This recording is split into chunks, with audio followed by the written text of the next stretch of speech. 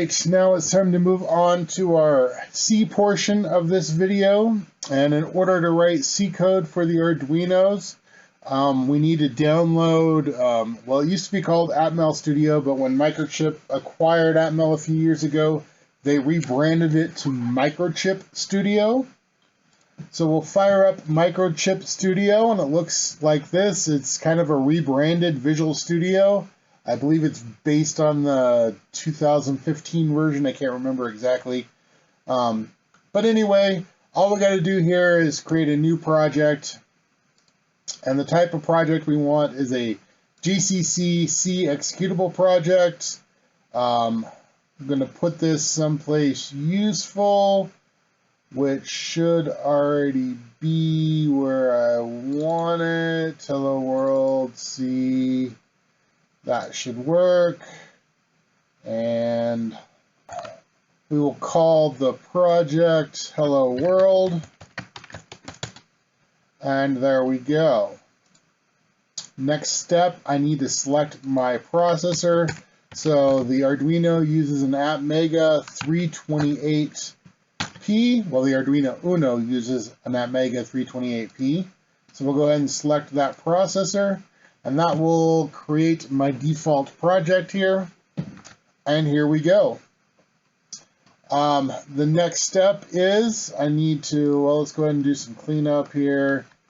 Before I get started, there are a number of libraries that we're going to use that need to know how fast the clock speed of the Arduino is, like calculating baud rate for the serial, for instance, and the delay function needs to know how fast we're running that processor. So the Arduino Uno runs at 16 megahertz.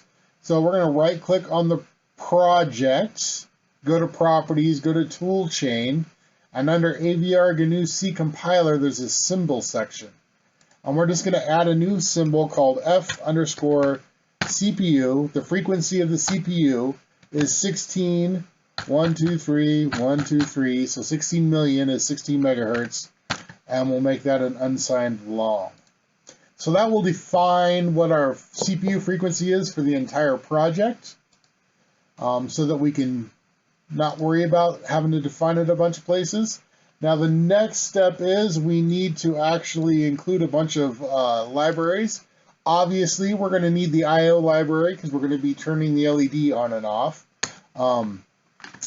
The C standard does not have a Boolean type, but there is a standard library called standardbool.h, which will give us that. We're going to be printing text, so we need standardIO.h.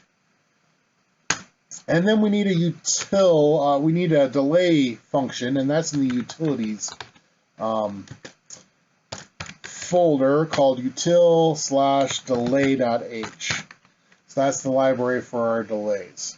So that's the basic includes we're going to need. And then the next step is we need to make our define for our LED. And we know from the sketch that we just did that that internal LED is sitting on pin 13. Well, we need to see where pin 13 actually maps to as far as registers go, because we don't have convenient sketch libraries in the back end that already have all this mapped out. When we're writing C, we have to worry about it ourselves. So I've got this convenient little image here that shows us that digital pin 13 right here is actually on port B, pin 5. So we're going to use that information, and then we'll bring up the data sheet, and there's a couple of registers we got to worry about. Number one, the first thing we did in our setup was we set that pin mode to be an output. That is controlled by something called the data direction register. So basically pin 5, if we set this bit right here, the DDB5 bit, to a 1, we're going to make that pin be an output. And the other register we care about, that's the data direction register for port B, so DDRB. The other one we care about is the port B, which is how we write data to it, a 1 or a 0. And again, those are the two registers we're going to care about. So we can define our LED by saying, creating a little bit of a macro here. I'm going to say I want a 1 shifted over by DDB5. I want it shifted into that 5th bit of the register. And it's going to create us a mask, basically. Next step, let's go ahead and create a setup function, just so we're kind of consistent with what we did in the sketch.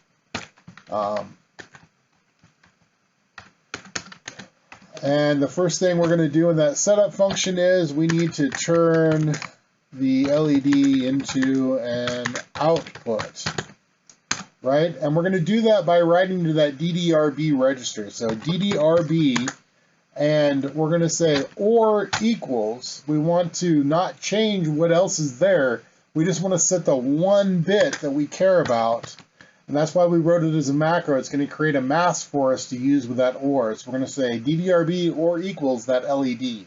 And that will turn on just that single bit and not change any of the other bits that were there. So that's going to set our LED pin as an output. The next thing we can do is go ahead and write our blinky portion. Well, we need to call our setup function. So let's call setup. And then we can write our blinky portion. So while we're true, let's go ahead and write the blinky portion, right? The way we turn it on or off is talking to that other register, that port B register. And again, we're going to want to write to that same bit position, that DDB5 bit position. So this time we're going to talk to the port B register. So we're going to say port B or equals LED. And that's going to turn that bit on. Then we can just say underscore delay underscore millisecond. That's our delay function. And we want to delay for, let's go 500 milliseconds this time. And then we want to turn it off. So we're going to say port B. This time to turn something off with a mask, we use the AND. And we use the inverse of the mask because we want to AND it with a 0 and leave everything else as 1s. Oops. Helps if you spell port B correctly. So port B and equals, and then we're going to delay for another 500 milliseconds. So that is the blinky portion of our hello world. And now we need to write our UART portion of our hello world. And to do that, I've already written up a little UART driver that we're just going to add in here. You'll be able to get these files from the repo that's linked in my channel. So we're going to add a new item, and I'm going to add an include file, and I want to call this one uart.h. I'm just going to hit Control V here. We're going to define our baud rate, and we're going to define 3 functions, a UART, a init, a put, and a get. We're not going to use the get, but it's there so you can kind of see how to use it. The next thing we need to do is add the C file for that. So we're going to add another new item. This time it's a C file, and we're going to add uart.c. Let me go grab that code. We're going to include some includes. Now, one important thing here is we need that uart.h included before our set baud because it needs this defined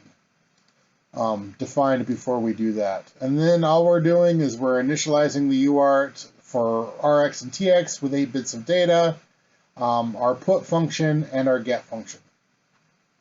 So that is our driver. Now we just need to go back to main and finish this up. We need to initialize the UART. We'll just call UART underscore init. It would help if we included our UART.h, obviously. And then we need to set standard in and standard out to go to our UART instead of the standard terminal. The way we do that is with 4 lines of code. First off, we got to create some file pointers that are streams that we'll replace standard in and standard out with, one for reading, one for writing, and then we just assign standard out and standard in to those streams. That will send everything to our UART. And then the only other thing I got to do is add in a print. And we're just going to say hello C world. And we'll add a new line to that. So that is our hello world C. We'll go ahead and do a build. This should not take very long to build it. And now the next problem is, how do we actually download this to the board? I can't just hit the debug or the run function, right? We're downloading to a third-party board. And Atmel Studio has a way to handle this, and it's under Tools, External Tools. You have to define one of these. I've already defined one for the Arduino Uno. I named it Arduino Uno. Now the first thing is you got this command file. And this is a batch file. Well, number one, you're going to have to download AVRDude and put it someplace. And then in the AVRDude folder, wherever you put it, you're going to have to write this batch file. It's going to be in the project in the Git repo, so you can kind of look at it there. But here it is, and basically it just runs AVRDude for us. And then you got to give it a bunch of arguments. Dash lowercase c, we're writing this for an Arduino. Capital P, make sure your COM port matches. We know ours is COM5 from our previous sketch. Lowercase p is your processor. We're the Atmega 328P. And then the dash U, we're writing this to flash, and this is the important part, right? So we're doing a dash U flash colon W colon, and then we've got a $ target name, so the name of our project, dot hex colon I. And all of that needs to be there. Then our initial directory is target dir. I'm going to open up my output window so we can kind of see the output. So in order to download this, all I'm going to do is say Tools, Arduino Uno to fire off that external tool. Down here we'll see it actually opens up AVRDude, reads it, writes it, then re-verifies everything is good. And if we look at our camera, we will see that we are blinking. Now, the other part of this is, how do I see the serial output? Fire up your favorite serial terminal. Mine happens to be PuTTY because it's pretty simple and easy to use. Basically, just set it for your COM port. We set a baud rate of 9600. Make sure you're set for serial.